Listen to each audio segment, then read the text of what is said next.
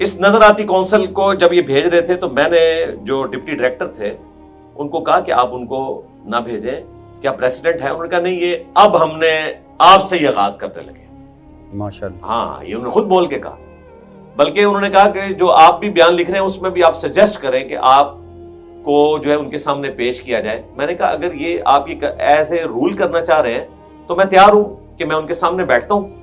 اور وہ بھی اپنے دلائل رکھیں، میں بھی اپنے دلائل رکھوں گا، اور انویسٹیگیشن آفیسر آپ ہیں، ان کے پاس اتھارٹی نہیں ہے کوئی فتویٰ جاری کرنے کی، وہ تو جسٹ مشورہ دے سکتے ہیں، وہ بھی کسی ادارے کو نہیں، اگر صدر پاکستان یا پارلیمنٹ ان سے مانگے گی وہ بھی مشورہ، یا گورنر۔ اور اللہ کے فضل سے آج تک جب بھی انہوں نے کوئی مشورہ دیا ہے تو اس کے بعد کیا ہوا ان کے ساتھ وہ آپ کے سامنے ہے، تو ہم اس طرف جانا نہیں چاہتے ان کا ماضی کیا ہے۔ تو انہوں نے کہا نہیں اس کا فائدہ ہوگا۔ میں نے کہا ٹھیک ہے، پھر میں نے اس میں لکھ دیا کہ آپ نے مجھے ان کے سامنے بٹھانا ہے، اور میں نے ان کا پیپر بھی آؤٹ کر دیا نظر آتی کونسل کو، مجھے پتا تھا قرآن و سنت سے ان کا کوئی شغف نہیں ہے۔ میں نے اپنے سارے دلائل 4 صفحوں پہ جو وہ لیٹر کیا ہے اس کی ہیڈنگ یہ ہے کہ آپ انجینئر محمد علی مرزا کو موقع دیں کہ وہ آپ کے سامنے بیٹھ کے اپنے یہ دلائل رکھے اور آپ اس کو کاؤنٹر کریں۔ وہ دلائل بھی لکھ دیے، اس میں نے کرسچنز کی بکس کے حوالے، کرسچنز کے اسکالرز کی ویڈیوز کے لنک،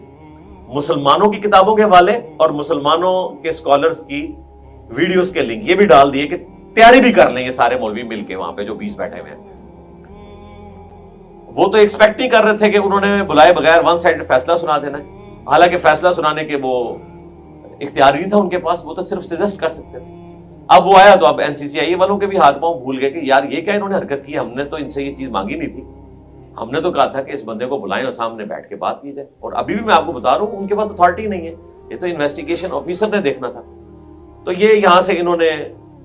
ایک موقع غنیمت جانا اور اس کو اس طریقے سے مولڈ کرنے کی کوشش کی۔